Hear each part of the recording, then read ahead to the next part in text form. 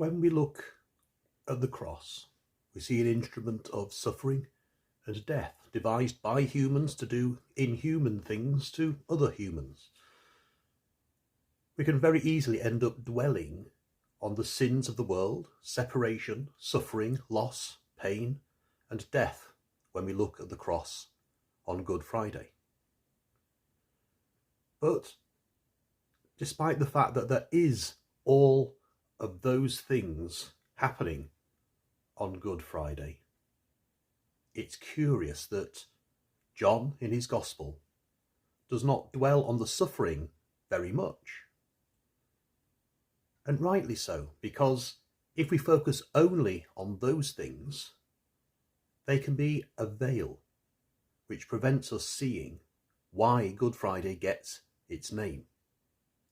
We cannot let the sufferings of Jesus prevent us from seeing the love of God. In his sufferings we do see the love of God. But I invite you to change perspective a little today. You see, John very boldly sets out the facts. He sets the scene of Christ's suffering without much in the way of drama.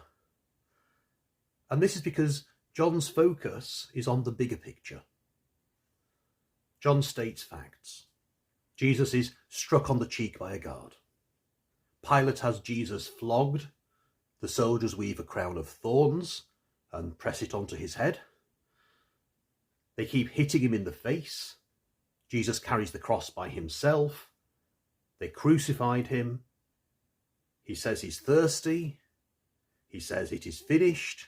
And then he bows his head and gives up his spirit.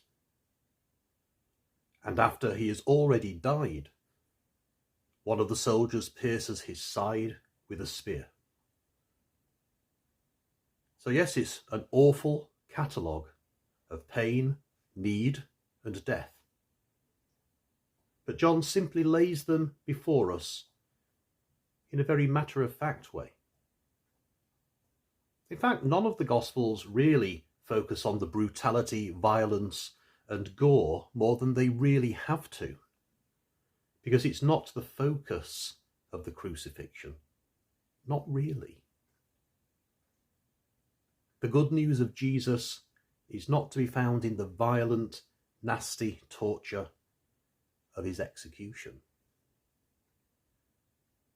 Not to say that we should shy away from that scene. The suffering of Christ, his passion, is what it's all about. But this Good Friday, to see that suffering in context and not allow that suffering to become a veil which keeps us from seeing the love of Christ, the love of God at work through Christ on the cross, that is key. So I invite you today to shift your focus away from the cross as a place of torture and execution. That's the perspective that the Roman guards had when you think about it. That's what they saw. That was what the onlookers saw, including Mary, his mother, Mary the wife of Clopas, Mary Magdalene, and John himself, the disciple whom Jesus especially loved. That was surely their perspective that day. And I'm sure we're used to focusing on that perspective ourselves each Good Friday. But shift your perspective right now so that you are seeing things from the perspective of Jesus himself. On the cross, Jesus does not look at the cross. He does not look at his own death. He looks beyond it. For Jesus, the focus is on the love of God, the love of the Father, a love which Jesus himself embodies, which he lives out in the world, a love which Jesus truly knows and truly trusts. So as he hangs on the cross, Jesus can see through this veil of suffering and death. He looks beyond it. He trusts the Father's love. He knows the Father's love. And he knows that love to be a reality far, far greater than even his own death.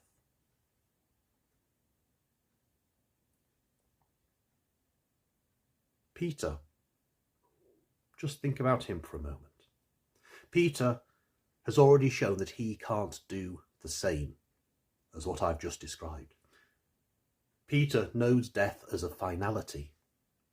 He fears it so much that he denies Jesus 3 times. He fears it so much that he cannot gaze on the cross himself. He fears the death of Jesus. He fears his own death. This is the end. But he's not looking through the veil as Jesus looks. He cannot see the love beyond death, the love greater than death. He can't see it yet. For Peter, that comes later. And without love, without the love of God, Peter is right. Death is the end. The earth takes us for cherishing, and we are but dust. And as Robert Browning once put it, take away love, and our earth is a tomb.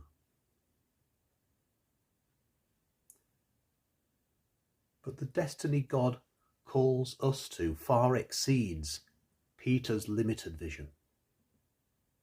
And our view is often the same as Peter's. Peter sees the death of Jesus as if through a veil. He cannot see beyond the outrage of crucifixion, death, torture on a cross. He cannot yet see that the love of Jesus, the crucified Messiah, is greater than death. That God's love defeats death every single time. That's the reality of Good Friday.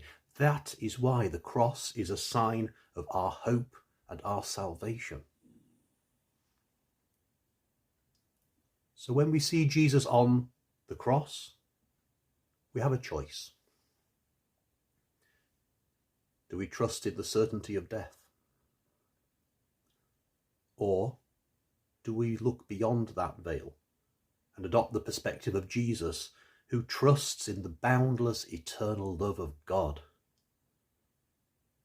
Death or love? Which is to be our guiding star? Every day we have that decision to make. Each day we are asked to choose how to live.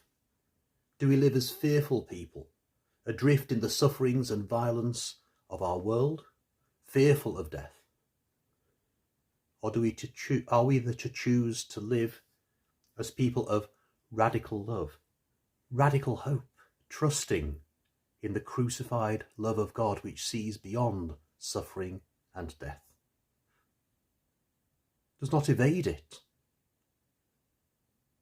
Jesus did not evade suffering and death, far from it. But he looked beyond and calls us to look beyond and to live in the knowledge of what lies beyond, to trust in that.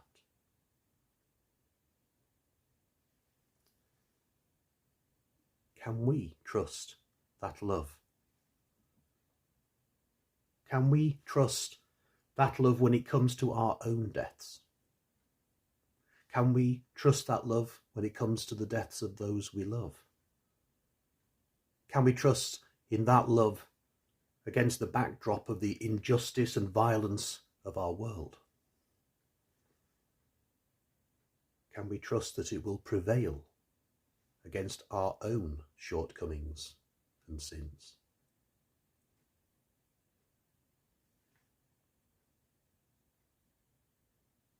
Loving God, may we trust in your loving goodness each and every day. Help us to see beyond this veil of tears, to trust and hope in you and your love, as Jesus did on the cross. Amen.